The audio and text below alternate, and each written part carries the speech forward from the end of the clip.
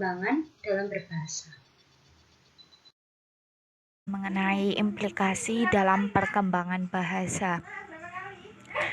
Upaya serta implikasinya dalam pendidikan kelas atau kelompok belajar terdiri dari siswa yang bervariasi bahasanya, baik kemampuannya maupun polanya.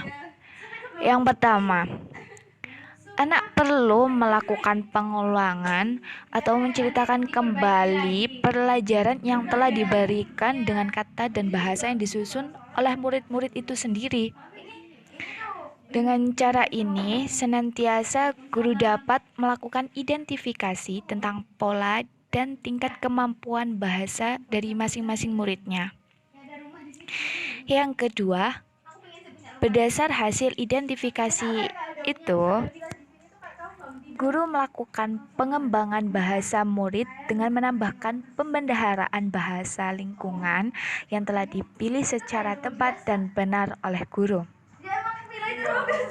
Cerita murid tentang isi pelajaran yang telah dipercaya itu diperluas untuk langkah-langkah selanjutnya, sehingga para murid mampu menyusun cerita lebih komprehensif tentang isi bacaan yang telah dipelajari dan menggunakan pola bahasa mereka sendiri. Selanjutnya, perkembangan bahasa yang menggunakan model pengekspresian secara mandiri, baik lisan maupun tertulis.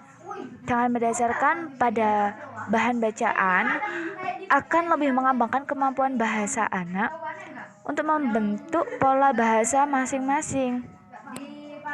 Jadi dalam penggunaan model ini, guru harus banyak memberikan rangsangan dan koreksi dalam bentuk diskusi atau komunikasi secara bebas.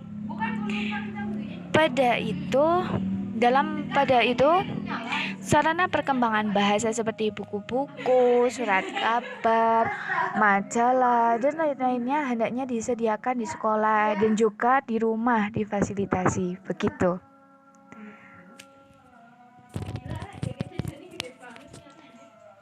Sekian dari implikasi dalam perkembangan bahasa.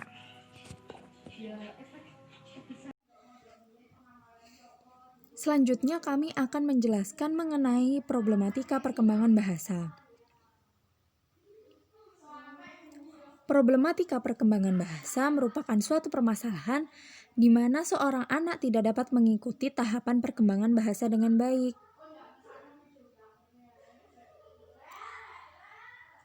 Yang kemudian akan menyebabkan gangguan atau masalah perkembangan berbahasa. Gangguan perkembangan bahasa adalah ketidakmampuan atau keterbatasan dalam menggunakan simbol linguistik untuk berkomunikasi secara verbal atau keterlambatan kemampuan perkembangan berbicara dan bahasa anak sesuai kelompok umur, jenis kelamin, adat istiadat, dan kecerdasannya. Keterlambatan perkembangan pada awal kemampuan berbahasa dapat mempengaruhi berbagai fungsi dalam kehidupan sehari-hari.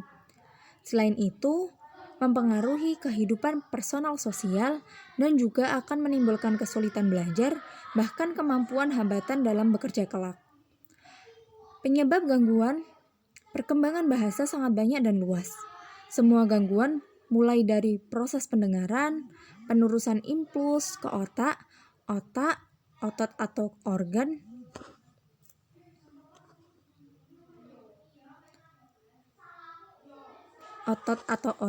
pembuat suara. Adapun beberapa penyebab gangguan atau keterlambatan bicara adalah gangguan pendengaran, kelainan organ bicara, retardasi mental, kelainan genetik atau kromosom, mutisme selektif, keterlambatan fungsional, afasia reseptif, dan deprivasi lingkungan.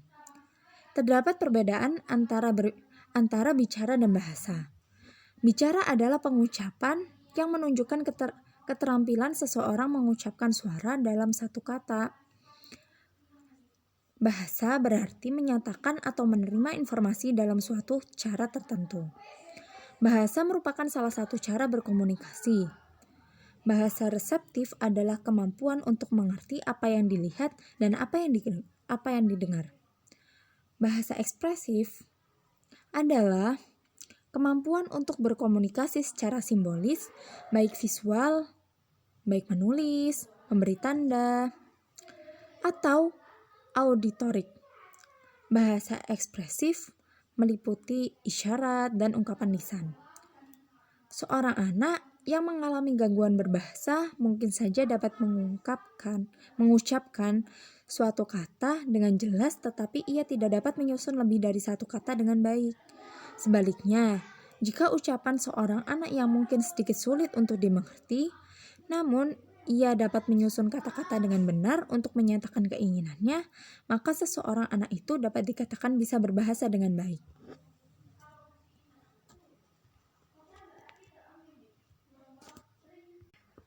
Yang selanjutnya, kami akan memberikan contoh mengenai studi kasus dari perkembangan bahasa. Selain itu, kami juga akan menyertakan pembahasan dari contoh studi kasus tersebut. Contoh tersebut mengenai kebiasaan menonton TV. Rutinitas ibu si kembar pada saat mereka berada di Australia adalah sebagai ibu rumah tangga.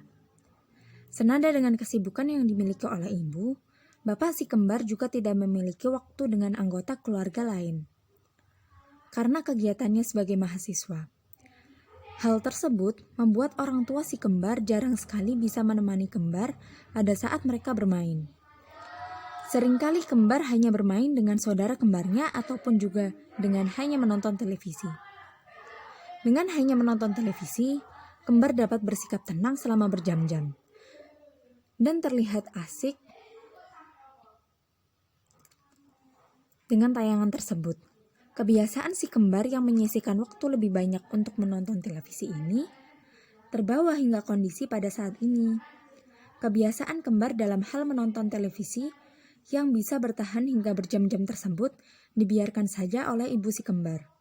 Beliau meyakini bahwasanya dengan kembar menonton televisi, pada akhirnya mereka akan dapat berbicara.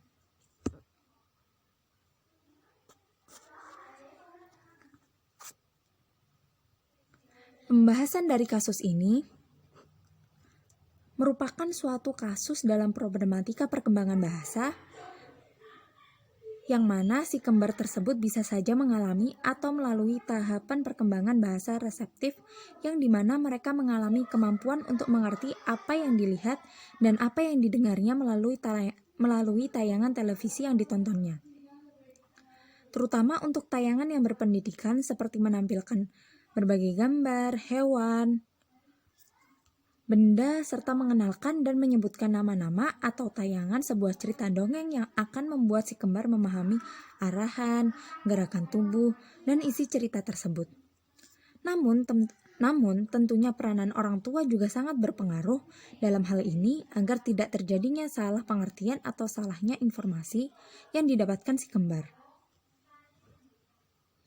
Orang tua tetap harus membimbing, mengarahkan, maupun mengawasi si kembar.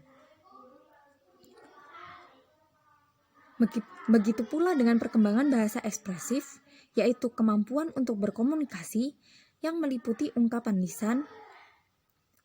Perilaku orang tua yang membiarkan si kembar menonton televisi terus-menerus tanpa bimbingan ini dapat menghambat dan menjadi permasalahan gangguan perkembangan bahasa, khususnya bahasa ekspresif pada si kembar. Dalam kasus ini, si kembar hanya menjadi pendengar dan penonton, atau bisa disebut sebagai subjek pasif, yang mana ini akan menghambat kemampuan berbicara dan berbahasa si kembar. Padahal hal ini sangat penting dan diperlukan dalam berkomunikasi agar dapat menyampaikan atau menerima informasi dengan baik. Orang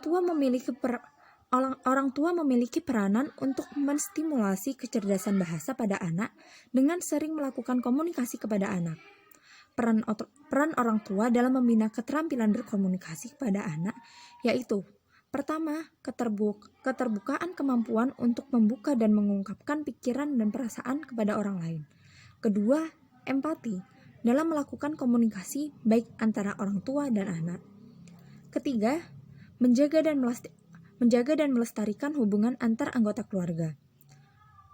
Nah, orang tua si kembar yang jarang mengajaknya berkomunikasi ini dapat membuat si kembar tidak memiliki kemampuan tersebut. Si kembar akan mengalami kesulitan berbicara, menyampaikan pertanyaan, jarang menggunakan ekspresi wajah, jarang berkomentar, memiliki kosakata yang sedikit, penggunaan aturan tata bahasa yang kurang baik, penggunaan kata atau kalimat yang tidak memiliki makna jelas, dan lain-lain. Dan pembahasan ini dapat disimpulkan bahwa faktor utama penyebab si kembar dapat mengalami gangguan perkembangan bahasa adalah kurangnya peran dan perhatian orang tuanya.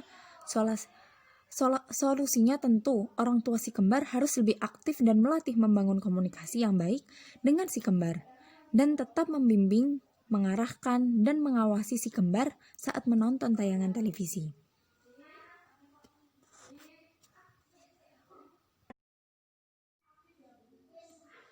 Sekian presentasi dari kami. Apabila ada kesalahan, kami memohon maaf sebesar-besarnya. Terima kasih atas perhatiannya. Wassalamualaikum warahmatullahi wabarakatuh.